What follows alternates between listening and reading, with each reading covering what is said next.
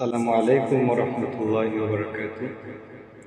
পবিত্র জোহরের নামাজের পর এখন বসলাম কিছু ওয়াজের শুরুতে যে খুতবা পড়ল একটা বিষয়ে কিছু আর কি সামান্য কইম।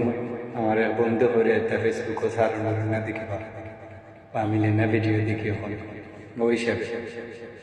আর আমিও চাই না, আমার চাললে তো আমারও বালা ভিউ বাড়বো ওই হিসাবে।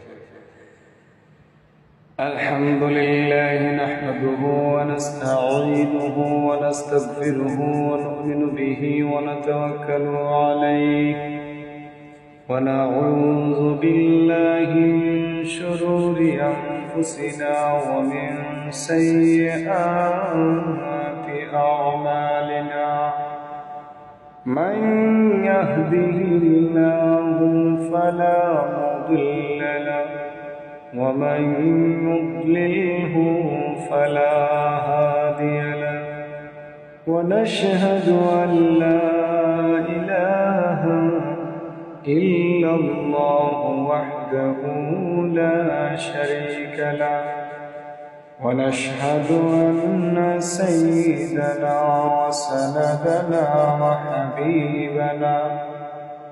وحبيب قلوبنا مولانا محمدا عبده ورسوله الذي أرسله بالحق بشيرا ونذيرا وداعيا إلى الله بإذنه وسراجا منيرا.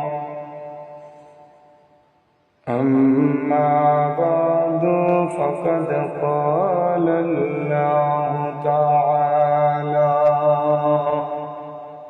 في كلامه المجيد وفي فرقانه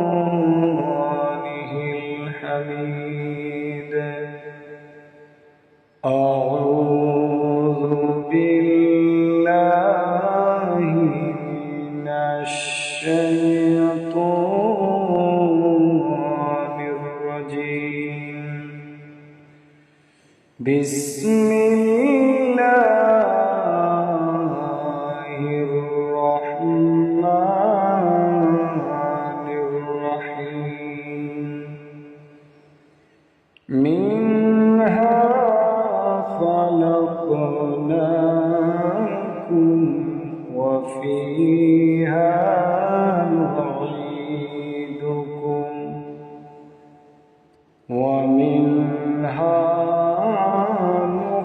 نخرجكم تارة أخرى. صدق الله العظيم وصدق رسوله النبي الكريم ونحن على ذلك من الشاهدين والشاكرين